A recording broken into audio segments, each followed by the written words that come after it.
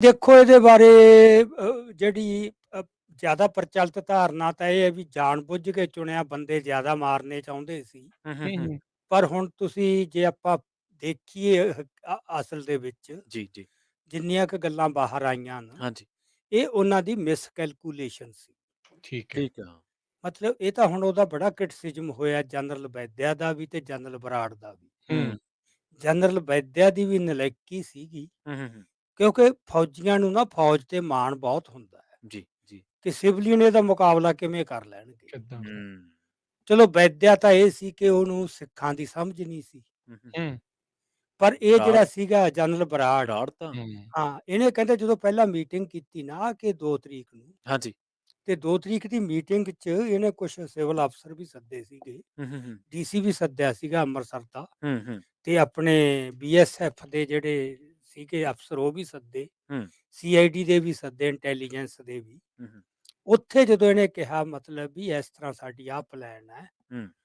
ਤੇ ਉਹਨੇ ਕਿਹਾ ਸੀਗਾ ਕਿ ਇੱਥੇ ਇਹ ਬਹੁਤੀ ਰੈਜ਼ਿਸਟੈਂਸ ਨਹੀਂ ਦੇ ਸਕਣਗੇ। ਹੂੰ, ਤਾਂ ਜਿਹੜਾ ਫਿਰ ਪੰਧੇਰ ਸੀ ਨਾ ਬੀਐਸਐਫ ਦਾ, ਜੀ। जी, ਉਹਨੇ ਇਹ ਗੱਲ ਕਹੀ ਸੀ, ਹੂੰ, ਕਹਿੰਦਾ ਵੀ ਨਹੀਂ, ਤੁਹਾਨੂੰ ਪਤਾ ਨਹੀਂ ਮਤਲਬ ਵੀ ਉਹ ਬੰਦੇ ਰਿਲੀਜੀਅਸਲੀ ਕਿੰਨੇ ਮੋਟੀਵੇਟਡ ਨੇ, ਠੀਕ ਆ। ਉਹ ਆਤਮ ਸਮਰਪਣ ਨਹੀਂ ਕਰਨਗੇ ਹੂੰ, हुँ, ਤੇ ਉਹ ਜਾਨ ਦੇ ਦੇਣਗੇ।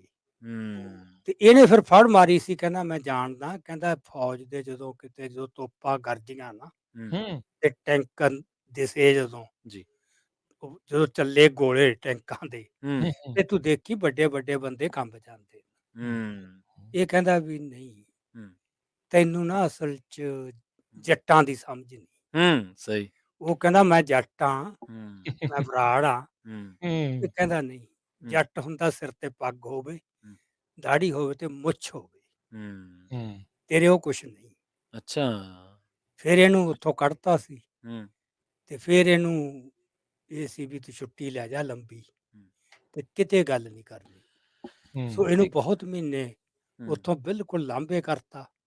ਹੁਣ ਆ ਕੇ ਉਹਨੇ ਇਹ ਇੰਟਰਵਿਊਜ਼ ਦੇਣੀਆਂ ਸ਼ੁਰੂ ਕੀਤੀਆਂ ਪੰਧੇਰ ਨੇ। ਹੂੰ, ਹੂੰ, हुँ, ਤੇ ਮੇਰਾ ਖਿਆਲ ਉਹ ਸ਼ਾਇਦ ਟੈਲੀਕਾਸਟ ਹੋਊਗੀ ਜਾਂ ਇੱਕ ਅੱਧੇ ਦਿਨ 'ਚ ਹੋਊਗੀ। ਹੂੰ, ਪ੍ਰੋ ਪੰਜਾਬ ਟੀਵੀ ਜਿਹੜਾ ਹੈਗਾ ਨਾ ਯਾਦਵਿੰਦਰ जी, ਕਰਫਿਊ ਦਾ, ਹੂੰ, ਹੂੰ, ਹੂੰ, ਉਹਦੇ ਤੇ ਉਹਨੇ ਲੰਬੀ ਇੰਟਰਵਿਊ ਦਿੱਤੀ ਹੈ।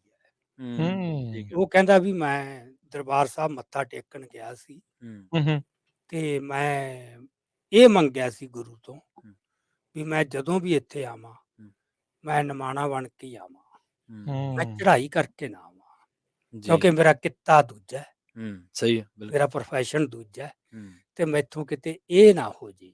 ਹੂੰ, ਸੋ ਉਹ ਸੀਗਾ ਬੰਦਾ ਹੂੰ, ਜਿਹਨੇ ਇਹ ਗੱਲ ਕਹੀ, ਤੇ ਹੁਣ ਉਹ ਖੁੱਲ ਕੇ ਸਾਰੀਆਂ ਗੱਲਾਂ ਸਾਹਮਣੇ ਲਿਆ ਰਿਹਾ ਹੈ। ਠੀਕ जी, ਆ।